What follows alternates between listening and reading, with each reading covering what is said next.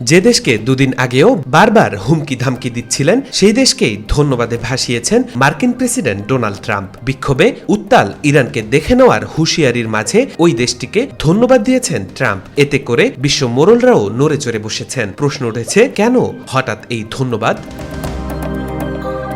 মূলত ইরানে বিক্ষোভকারীদের বিরুদ্ধে নির্ধারিত সব মৃত্যুদণ্ড বাতিল করায় দেশটির সরকারকে ধন্যবাদ জানিয়েছেন ট্রাম্প। শুক্রবার সামাজিক যোগাযোগ মাধ্যমে ট্রুথ সোশ্যালে দেওয়া এক পোস্টে তিনি একথা বলেন।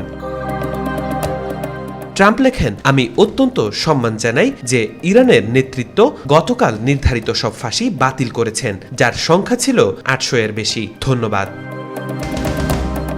এর আগে বিক্ষোভ দমনে কঠোরতা অব্যাহত থাকলে গুরুতর পরিণতি হবে বলে ইরানকে সতর্ক করেছিলেন ট্রাম্প। তার এই মন্তব্যের পরই মৃত্যুদণ্ড বাতিলের খবর সামনে আসে। এদিকে বৃহস্পতিবার হোয়াইট হাউস জানায়, ইরান বিষয়ে যুক্তরাষ্ট্রের সব নীতিগত সিদ্ধান্ত সরাসরি প্রেসিডেন্ট ট্রাম্পই নিচ্ছেন। এ বিষয়ে গোপন সূত্রের বরাতে প্রকাশিত বিভিন্ন প্রতিবেদন তারা নাকচ করে দেয়।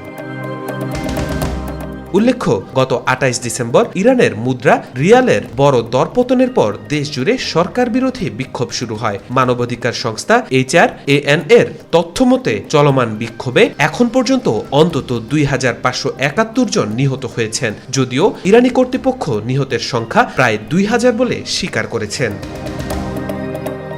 তাওফিকুল ইসলাম, আজকাল।